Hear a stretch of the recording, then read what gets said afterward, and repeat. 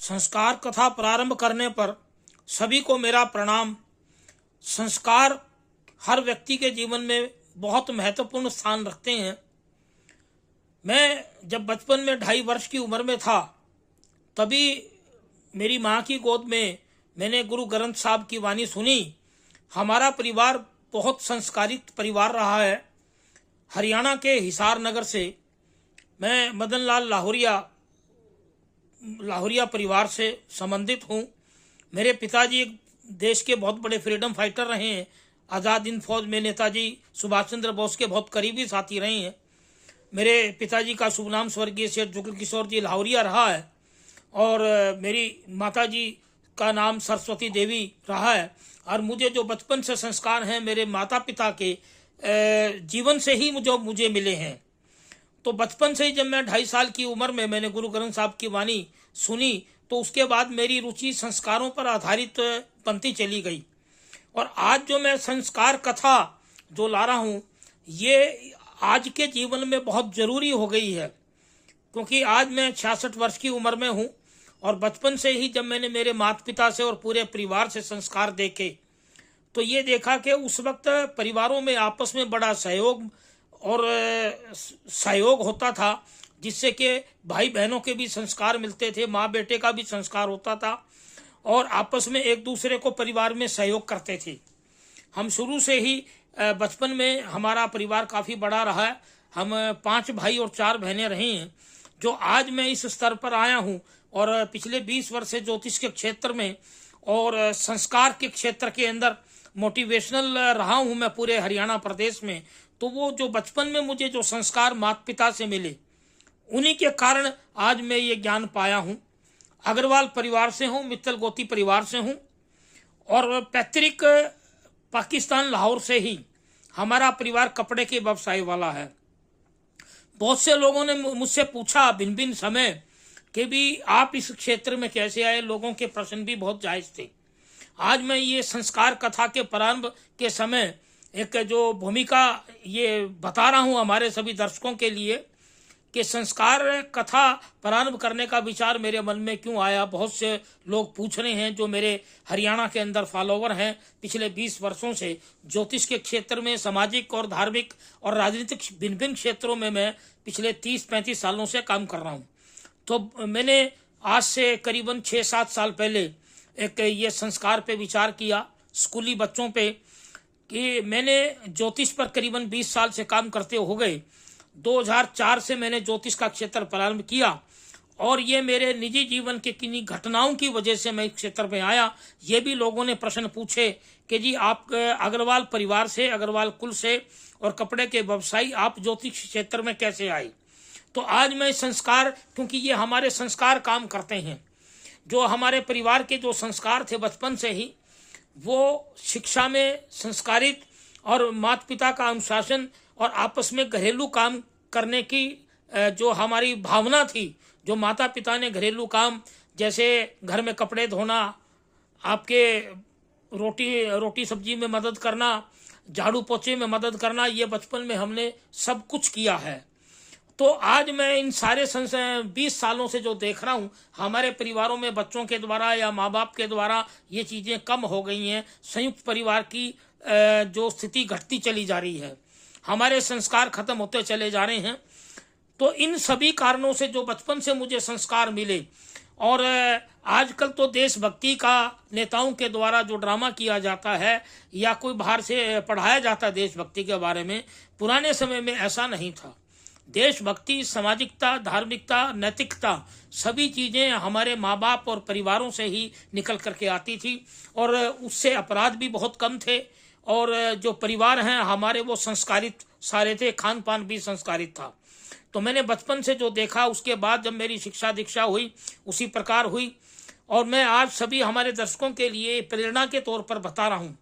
आज मेरे जीवन का कुछ अंश आएगा इस संस्कार कथा में, वो इस कारण से कि संस्कार कथा पे धीरे धीरे मैं जो कड़ियाँ चलाऊंगा सभी दर्शकों के लिए और हमारे हिंदुस्तान के सभी लोगों के देखने वाले और विदेशों में जो मेरे मित्र बैठे हैं कि भिन्न भिन्न समय जो कड़ियाँ चलेंगी वो भिन्न भिन्न लोगों की जो घटनाएं हैं, जीवन की प्रेरणाएं हैं, उनसे वो घटनाएं, उन घटनाओं पर आधारित संस्कार और गुण और अवगुणों पर ये संस्कार कथा मैं चलाने जा रहा हूँ। तो आज मेरे इसमें मेरे व्यक्तिगत जीवन के कुछ पहलू रहेंगे ताकि सभी देखने वालों को प्रेरणा मिले। मैं जब बचपन में था तो 3-4 साल की उम्र में मैंने धार्मिक और मेरी माँ के संस्कार देखे, पिता के देशभक्ति के संस्कार देखे। परिवार हमारा बहुत बड़ा था, 5 भाई और 4 बहनें थे, 9 हम परिवार में थे। परंतु इतने बच्चे होने के बावजूद भी मेरी माँ के चेहरे पर कभी शिकन नहीं आया।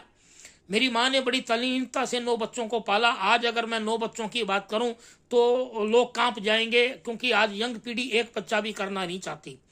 ये कारण भी हमारे इस संस्कार कथा में रहेंगे। तो हम 9 भाई बहन थे, तो संयुक्त परिवार था। आपस के अंदर काम कर लेते थे, चाहे रसोई का है, झाड़ू पोछे का है, कपड़े धोने का है, तो उससे हमें अनुशासन आता चला गया। हमें कोई किताबों में पढ़ाया नहीं गया। संयुक्त परिवार का जो अनुशासन होता है वो बहुत ज़बरदस्त होता है। मान लो हमारे पिता का एक आदेश होता था तो हम अपना काम सारा सुबह निपटा देते थे। स्कूल भी जाते थे तो घर में साफ सफाई करके, शाम को भी आते थे तो घर में साफ सफाई, जो भी काम होता था घरेलू, माँ का हाथ बटाते थे। तो इन सभी सहयोग करने से, और कभी हमारे कोई पारिवारिक सदस्य, कोई भाई, कोई बहन या माता पिता कोई बीमार होते थे तो उस वक्त भी हम स्कूल में पढ़ते पढ़ते भी हाथ बटाते थे और हर प्रकार की गतिविधि में भाग लेते थे। उसके अलावा जो सामाजिक गतिविधि होती थी, हमारे पिताजी बहुत बड़े क्रांतिकारी रही हैं और समाज सेवी रही हैं हरियाणा के हिसार नगर में। तो स्कूल से आने के बाद या छुट्टियों के दिनों में पिताजी के साथ सामाजिक संस्थाओं में, धार्मिक संस्थाओं में और सभी जगह जाने का हमें अवसर मिलता था। साथ में जब छुट्टियां होती थी तो पिताजी घुमाने भी ले जाते थे, जबकि हमारा कपड़े का काम था। हमारे अन्य परिवार के सदस्य दुकानों पर बैठते थे, पिताजी खुद दुकान संभालते थे। इन सब के साथ साथ हमारे पिताजी ने गायें भी पाली, खेती भी की, खेत भी लिया। तो उससे भी संस्कार हमारे मजबूत होते चले गए।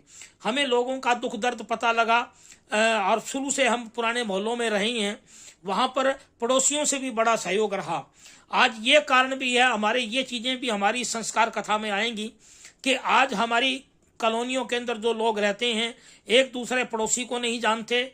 बच्चे, इन कारणों से बच्चों का स्वभाव, बच्चों की नेचर, माँ बाप का एकांत में रहना, एकल परिवारों की संख्या होना, तो आज ये सारी समस्याएं बढ़ती चली जा रही हैं।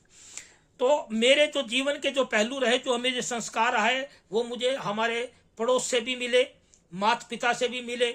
उसी प्रकार हमारे जो दोस्त आए शिक्षा के अंदर, मैंने 8वीं क्लास में जब मैं था तो स्कूल के अंदर मैंने वाद विवाद प्रतियोगिता में भाग लिया था। वाद विवाद प्रतियोगिता में यानी कि हमारे स्कूल में सुबह प्रार्थना में गीता के श्लोक पढ़ाए जाते थे और संस्कृत में मैं मैट्रिक में संस्कृत स्कॉलर रहा हूँ। तो ये परिवार के माता पिता के संस्कार और उस वक्त स्कूल के संस्कारों के कारण हो पाया। साथ में हम खेल कबड्डी में भी थे। उस वक्त मेरा सबसे प्रिय खेल रहा है कबड्डी और हॉकी। बचपन से हम दौड़ भी लगाते थे तो और खेत में भी काम करते थे। जब हमारा खेत था, बाग था, तो स्कूल से आने के बाद शाम को गायों का दूध लाना, तो ये जो सारे हमारे अनुशासन और उसके लिए थे। कोई भी हमने ऐसा नहीं देखा किसी दिन के हमने कोई देखा हो कि परिवार ने कोई जोर जबरदस्ती की हो।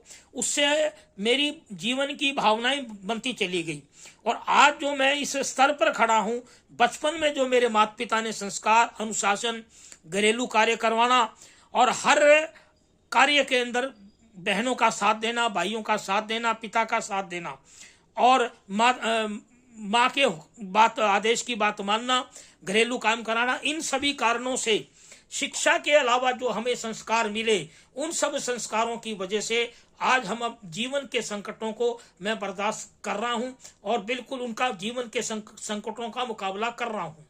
मैंने आज ये मेरी जीवनी क्यों बताई कि इस पिछले 30 सालों से मैं बड़े संघर्ष के जीवन से निकल के आया। आने वाली संस्कार कथाओं के अंदर वो भी मैं संघर्ष की कहानी बताऊंगा और देश के अन्य लोगों की संघर्ष की कहानी भी इसमें आएगी। अब आ जाइए कि इन सब कारणों की वजह से जब मैं धीरे धीरे बड़ा और कॉलेज तक आया, कॉलेज के बाद देशभक्ति के आंदोलनों में भाग लिया, स्कूल लाइफ से भी लिया, उसके बाद सामाजिक और राजनीतिक तौर पर भी काम किया।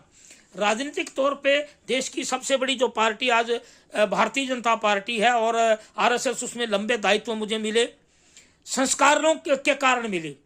आज उन संगठनों के संस्कार थोड़ा विपरीत हो गए हों, परंतु हमारे समय में संस्कार हमने वहाँ उन संगठनों से भी सीखे और उन संगठनों में भी संस्कारों से काम किया।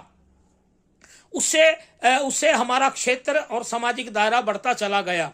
उस सामाजिक दायरे और के कारण ही समाज के अंदर एक स्थान बना, तो और कभी भी हमारे मन के अंदर तनाव नहीं आया। उसके भी कारण रहे हैं कि जब हम समाज में बैठते हैं तो और सामाजिक प्राणी बनते हैं, तो हमारे कितने भी संकट हो परिवार में, तो एक दूसरे से अगर हम शेयर करते हैं तो हमारा मन का तनाव और हमारा जो डिप्रेशन होता है वो कम होता है, और हमें कहीं ना कहीं सहयोग मिल जाता है। स्कूल कॉलेज लाइफ में भी मैं खेलों के अंदर भी रहा, वाद विवाद प्रतियोगिताओं में भी रहा, तो उस कारण मेरा जीवन संस्कारित खड़ा हुआ। उसके बाद कपड़े के व्यवसाय में मैं रहा, पूरे हरियाणा के रिटेल और होलसेल के काम मैंने कपड़े के किए। उसके उपरांत जब एक मान लो मैंने बहुत बड़ा के डिपार्टमेंटल स्टोर भी खड़ा किया वर्किंग का, 26 नवंबर 1992 को बड़ी कंपनी बना करके एक बहुत बड़े शॉपिंग मॉल का उद्घाटन हुआ। 1991 में राजनीतिक तौर पे अटल बिहारी जैसे लोगों का मेरे घर पे आना आवास हुआ। तो इन सब कारणों को आज मैं इस संस्कार कथा में क्यों बता रहा हूँ सभी दर्शकों के लिए, क्योंकि ये भिन्न भिन्न हमारे संस्कारों की वजह से सामूहिक संगठन, सामूहिक समाज और सामूहिक नेतृत्व की जो हमारी दिनचर्या बनती है और हमारी जो कल्चर बनती है, उससे हमें एक जीवन में किसी भी व्यक्ति को आत्मविश्वास और आत्मबल मिलता है। ये बिल्कुल कटु सच्चाई है। और हमारी जो नेचर और हमारा सोच और हमारे विचार शुद्ध बनते हैं, संगठनों से बनते हैं, समाज से भी हमारे विचार शुद्ध सात्विक बनते हैं, और उन विचारों सामाजिक विचारों के बनने से हम किसी अपराध की तरफ नहीं जा पाते और गलत हरकतों की तरफ नहीं जा पाते। ये मेरे जीवन का सबसे बड़ा उदाहरण है। जब संकट के समय आए तब भी इन जो बचपन में मुझे संस्कार मिले थे और जो मजबूती मिली थी माँ बाप के आशीर्वाद से और जो परिवार के सहयोग से, जब मुझे मेरे जीवन में आर्थिक संकट आए 1994 में, तो उन बचपन के संस्कारों की वजह से मैं उनको बर्दाश्त करने लायक बना।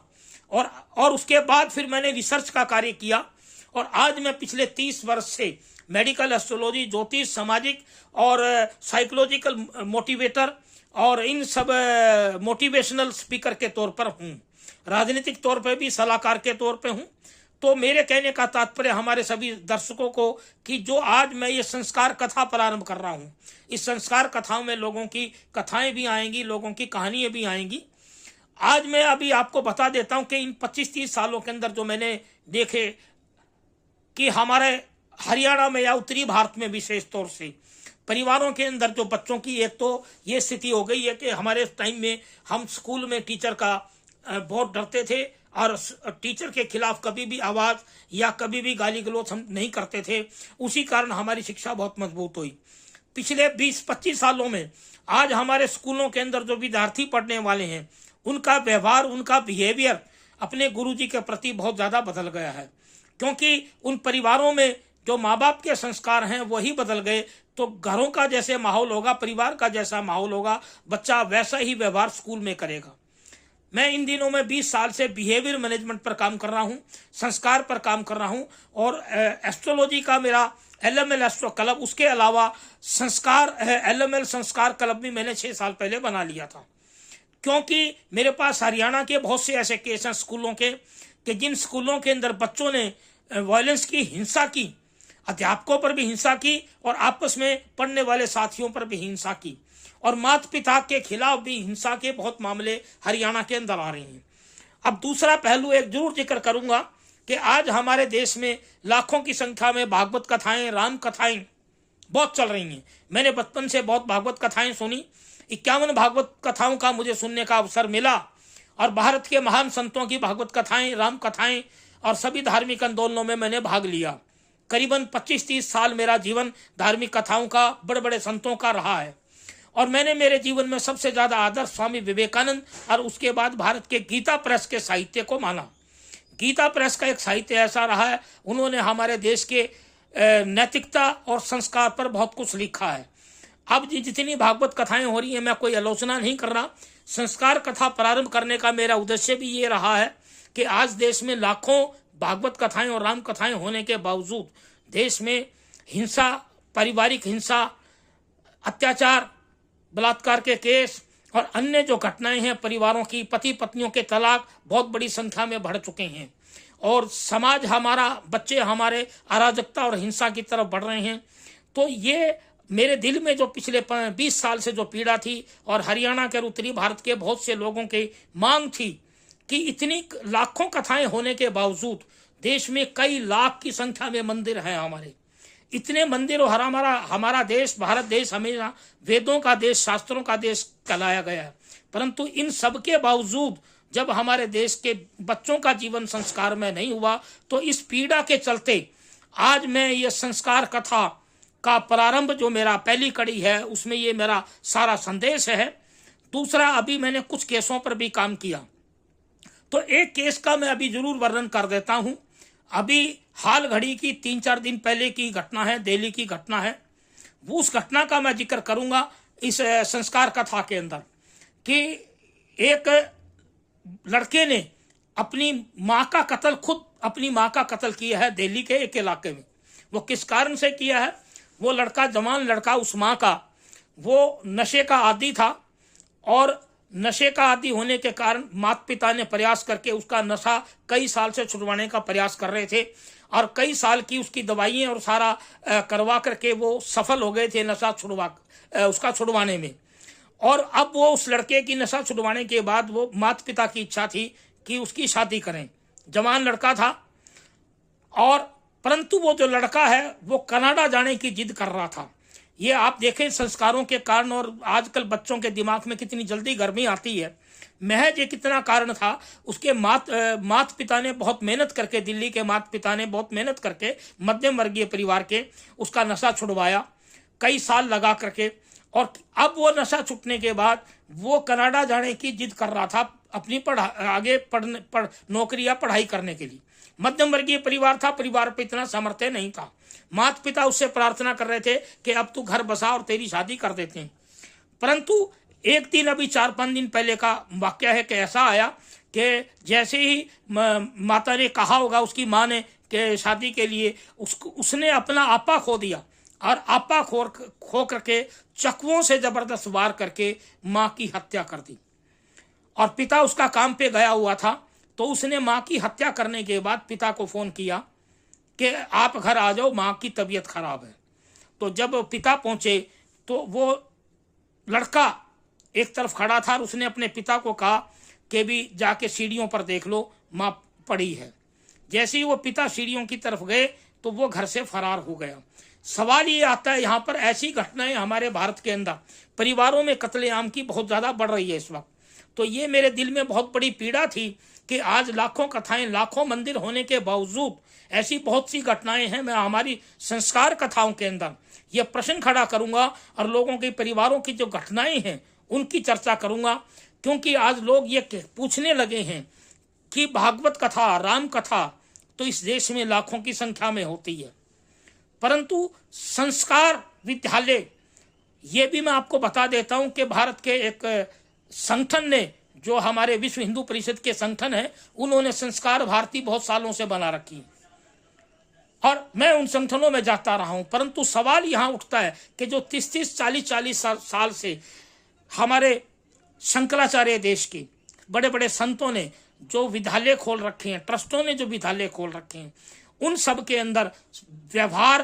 प्रबंधन और संस्कार और नैतिक शिक्षा नहीं सिखाई जाती। भारत की केंद्रीय सरकार ने भी ऐसे कोई कोर्स प्रारंभ नहीं किए कि जो हमारे संस्कार और नैतिक शिक्षा पर यूनिवर्सिटियों के कोर्स हों, व्यवहार प्रबंधन के कोर्स हों, क्योंकि आज कॉरपोरेट सेक्टर की कंपनियों में भी आपका सीनियर और जूनियर में व्यवहार का बड़ा भारी अंतर है। इसी प्रकार हमारे व्यापारियों के अंदर ग्राहक में व्यवहार का बड़ा अंतर है। सरेआम बाजार चलते जो हमारे दुकानदारों में या बाजार के अंदर नॉर्मल व्यक्ति में गर्मा गर्मी और कत्ल हो रहे हैं, गली मोहल्लों में कत्ल हो रहे हैं, ये सारा का सारा हमारा मानसिक स्तर जो हो गया है। साथ में मैं खान पान की बात भी जरूर कहूँगा। खान पान के संस्कार बहुत बड़े हमारे प्राचीन समय में रहे। मेरा खुद का जो जीवन है वो खान पान के, शुद्ध खान पान के संस्कार पर खड़ा रहा है। अगर शुद्ध खान पान परिवार में होगा तभी सोच और विचार शुद्ध बनेंगी। आदमी की सोच बनेगी तो विचार बनेंगे और विचार से व्यवहार बनेगा। ये कड़ी है, आयुर्वेद की कड़ी भी इसी पर है। और सारा हमारा शरीर का जो ढांचा होगा, हमारा मन भी तभी ध्यान साधना में लगेगा, कंसंट्रेशन पे बनेगा, व्यापार में लगेगा, अगर हमारा खान पान बेहतर होगा। तो विशेष तौर से हमारी इस संस्कार कथाओं के अंदर खान पान और व्यवहार और बर्ताव पे ही हमारा ध्यान केंद्रित रहेगा। आज लाखों कथाएं में के अंदर जो भागवत कथा हैं वो केवल ये बताते रहते हैं कि हजारों साल पहले ये था, जबकि आज वर्तमान में जो लोगों की मांग है, वर्तमान में जो घटनाएं घट रही हैं, आत्महत्याएं कर रहे हैं लोग, बच्चे स्कूली छात्र अगर एक पेपर में फेल हो गए तो वो कुंठित होकर के आत्महत्या कर लेते हैं। ऐसा क्यों हो रहा है? क्योंकि ये राम कथा भागवत कथाएं उनके जीवन को नहीं बचा पा रही, कत्लों को नहीं बचा पा रही भागवत कथाएं। मैं कोई आलोचना नहीं कर रहा हूं भागवत कथाओं की, राम कथाओं की। इसका यह मतलब नहीं है कि मैं कोई नास्तिक हूं। मैंने पूरा जीवन अपना वास्तविक रूप में संस्कारों से जिया है। आज हमारे यहाँ तक भी हमारे देश में चल रहा है, भारत जैसे देश में, कि जो भागवत कथा या भजन जो गायक हैं वो उनके अगर व्यक्तिगत जीवन अगर आप झांक के देखेंगे तो उनके व्यक्तिगत जीवन में बड़ा भारी गंध मिलेगा। तभी आज आम जनता के दिल में ये कुंठा आई हुई है। ये सच्चाई है कि जो देश में कोई भी सलाहकार हो या संत हो या भागवत कथा वाला हो या लोगों के सार्वजनिक जीवन में जो लोग आ चुके या राजनेता भी जो सार्वजनिक जीवन में हैं, उनका व्यक्तिगत जीवन भी सार्वजनिक जीवन को प्रभावित करता है। ये कटु सत्य है।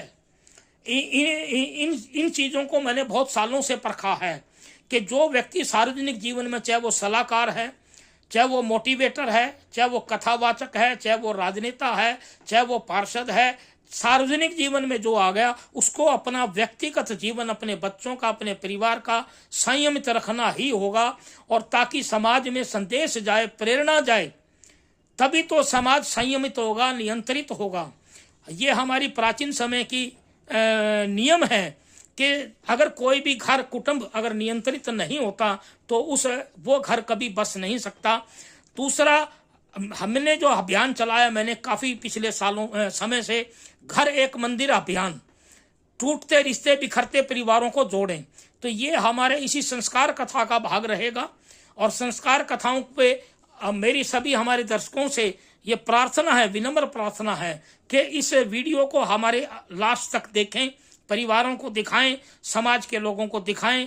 ये हमारी कड़ी लंबी चलेगी संस्कार कथा, क्योंकि लोगों की मांग है कि आज तक राम कथाएं, भागवत कथाएं या अन्य कथाएं या शिव कथाएं तो हमने बहुत सुनी हैं, परंतु संस्कार की कथा प्रारंभ की जाए जिनमें वास्तविक घटनाएं हों। जो लोग डिप्रेशन में आकर के गलत काम कर रहे हैं या संस्कार गलत हो गए हैं, नशे में आ गए हैं, गलत कामों के अंदर आ गए हैं, ठगी में आ गए हैं, तो वो संस्कार बिगड़ने की वजह से ही कोई व्यापारी ठगी करता है, साइबर ठगी करता है, चोरी करता है। जेलों में अपराधी जो हैं उनके भी संस्कारों की हम पूरी योजना बनाएंगे। तो जो आज सबसे बड़ी जरूरत है भारत के अंदर, और मैं तो भारत की केंद्रीय सरकार से हमारी संस्कार कथा के माध्यम से मांग जरूर करूंगा कि भारत में संस्कार यूनिवर्सिटी लाई जाए, नैतिक शिक्षा की यूनिवर्सिटी और विद्यालय लाए जाएं, व्यवहार प्रबंधन के कोर्स प्रारंभ किए जाएं, ताकि आज जो हमारे नौकरी पेशा लोग हैं वहाँ आपस के अंदर तनाव, नौकरियों का हटना, आपस का व्यवहार ठीक नहीं होना, एक अफसर जो बैठा है जनता उसके पास जब जाती है काम कराने, उसका व्यवहार जनता के प्रति ठीक नहीं होता।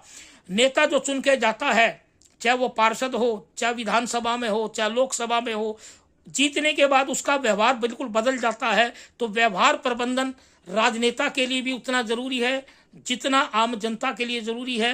व्यवहार प्रबंधन फैक्ट्रियों के लिए, कंपनियों के लिए, स्कूली छात्रों के लिए बेहद जरूरी है, व्यवहार प्रबंधन और संस्कार। तो इस संस्कार कथा के माध्यम से आज मैं यही हमारे सभी दर्शकों को संदेश दे रहा हूं कि ये मेरा अथक प्रयास रहेगा। और भारत के लोग, हमारा जो वेदों के लोग हैं, वो पाखंड में ना जाएं। मंदिर तो इस देश के अंदर कई लाख हैं, भागवत कथाएं रोज कई लाख होती हैं, परंतु भागवत कथाओं में जाने वाले लोगों को भी मेरा संदेश है कि वो अपने घरों में संस्कार को लागू करें, अनुशासन को लागू करें। यही हमारा उद्देश्य है। इस संस्कार कथा का लंबी कड़ियाँ चलेंगी। मेरा सभी का धन्यवाद रहेगा। लगातार लोग हमारी संस्कार कथा से जुड़ के रहें, ताकि आप अपने घर को ही मंदिर बनाएं। आपके माता पिता बुजुर्ग ही घर के स्वर्ग हैं और आपकी संतान ही घर के स्वर्ग हैं। जय हिंद, वंदे मातरम। संस्कार कथा